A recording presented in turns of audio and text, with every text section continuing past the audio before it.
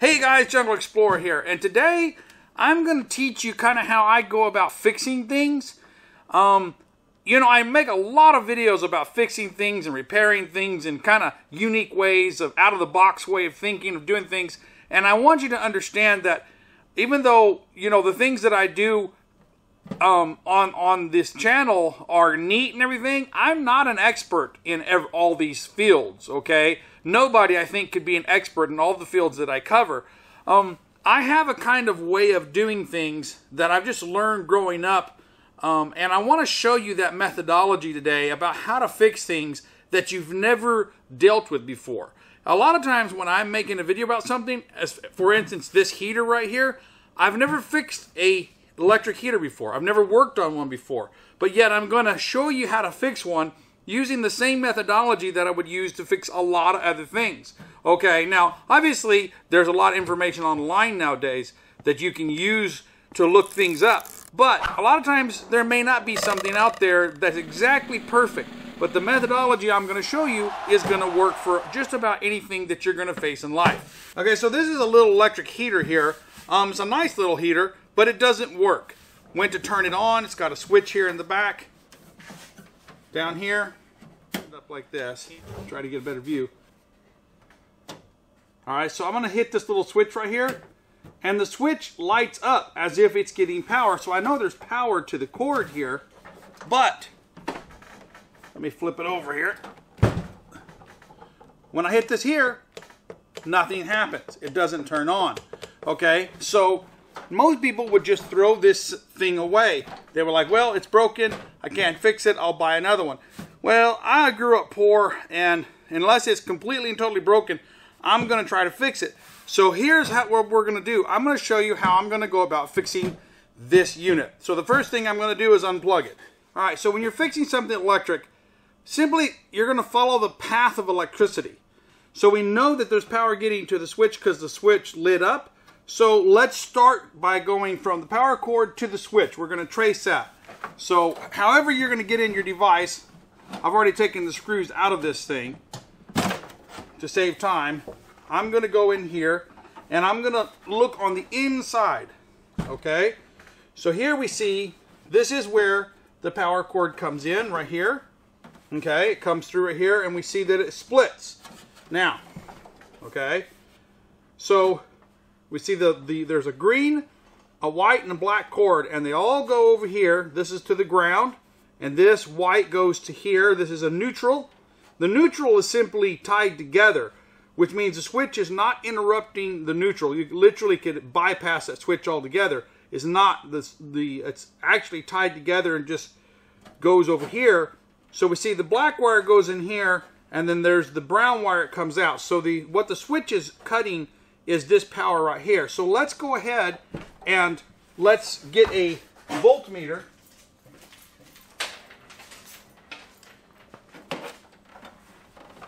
Get this around here where you can see it. Okay, so using a simple voltmeter, we're going to test the path of electricity. So we don't need to have the electricity to be plugged in order to test it. Simply, we're going to test the continuity. If the line is solid, we'll have continuity.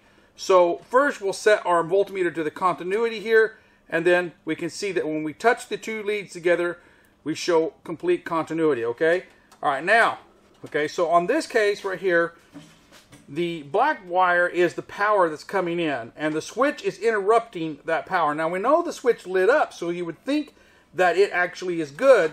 But let's go ahead and do a continuity right here to here. And guess what?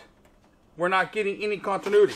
So I'm going to go over here and switch the opposite direction.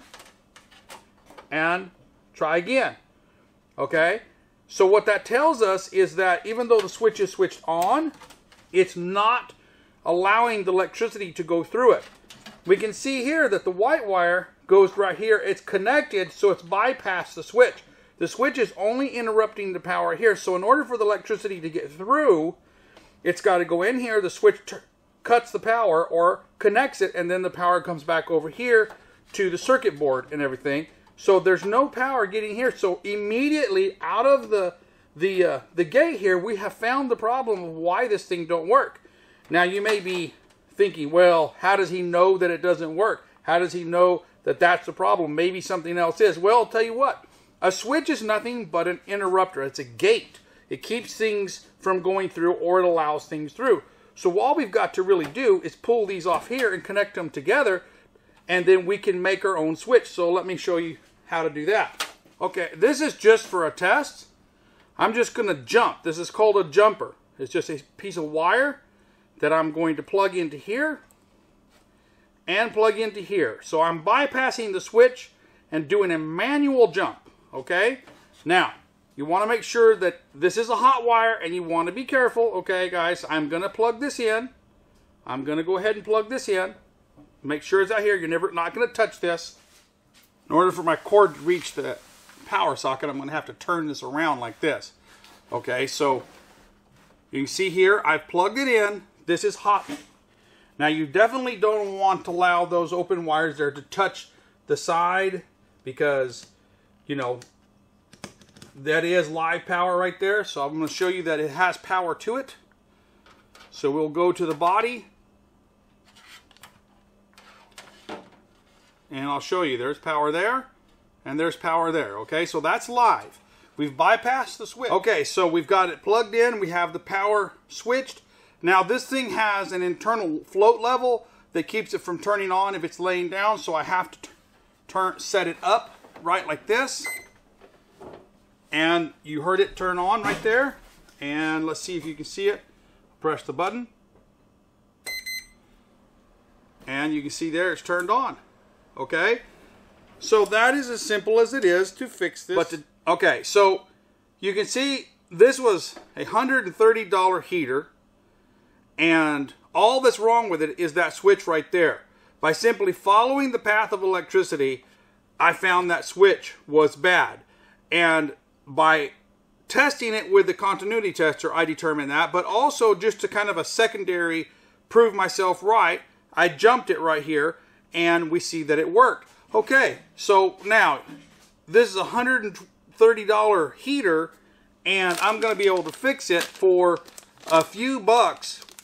I got 4 of these switches off Amazon.com for $9. Shipped, free shipping, okay? All I got to do is replace this switch, and it will be fixed. Now, these switches, all I did was take a picture of this switch right here and look the number up on Amazon.com or on the internet. I found these switches, ordered them, and I'm going to be able to put this heater back in use. There's nothing else wrong with this heater. Now, you might be thinking, what if something else was wrong? Okay, what if it wasn't the switch? Well, if it wasn't the switch, I would have continued to follow the path of electricity. This is the little float bubble thing right here that makes sure it's level when it's on, so it don't work when it's laying on its back, because that could be a fire hazard. That might be out. Well, you know, if there's electricity here, follow the path of electricity. And if it doesn't work here, a lot of times these little float level things, they go out. So you can bypass it, and you can look up the part number, and you can, you know, order that part and fix it. Now, sometimes you might run into things that are serious, like this circuit board. Okay, well, the circuit board might be out, and that might be $20 or $30 to fix, but it is better than buying a whole new unit. So just using this system of methodology that I showed you here today, you know, being safe, you know, taking the electricity out, being really careful, making sure it's not plugged in, and then if you do plug it in, being extremely careful when you're working with it, you know, just being real careful and following that path of electricity. Almost all electric devices can be fixed if you're just not afraid to dig in. One of my philosophies of life is that I'm a human, and all humans are created equal. And if somebody else figured out how to do it, I can figure out how to fix it, okay? Now, you know, some things take a little bit of study, and you just can't, you know, redneck it through it. But a lot of things are very simple, just like this switch right here. And with some basic common sense electrical knowledge of following the path of electricity, things like switches or level floats and stuff like that, you know, you can fix them. And even if one of these elements were burned out, you could take this element out, and it's just wires. It's very simple stuff. It's not that hard. You just gotta get over your fear, you know, understand enough to not get yourself hurt, you know, unplug it, things like that. But you can fix most things if you're just not afraid to get in there and use a simple methodology of follow the path of electricity through it until you find where the electricity doesn't go through. And hopefully you can fix things. Okay, guys, well, that is how I fix things. That's how I do a lot of the stuff I do for my YouTube channel. And I hope you've learned something. If you have, please like, subscribe, and comment. Until next time, this is the Jungle Explorer, signing out.